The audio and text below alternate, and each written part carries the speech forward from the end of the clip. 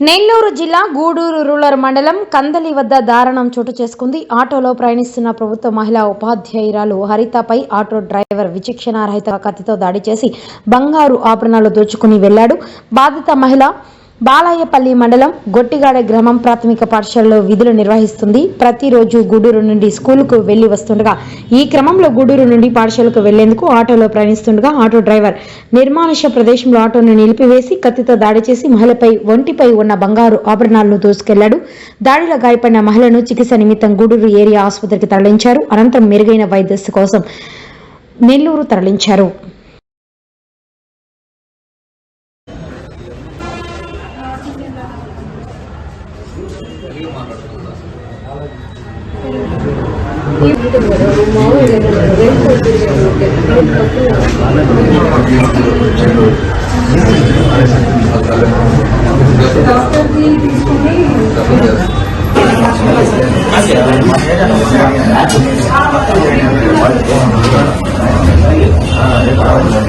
వచ్చిందని చెప్పారంట కదా, ఇటు గూడూరుకి వచ్చి అట్టే వెళ్ళిపోయారు వాళ్ళు.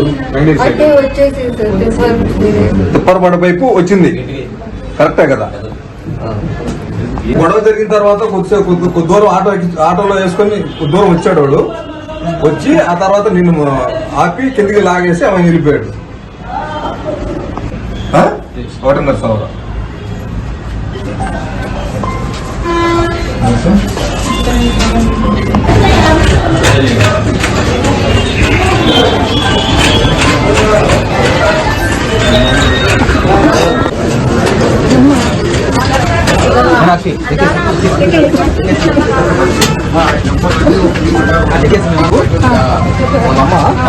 పేరు రాసుకోవాలి.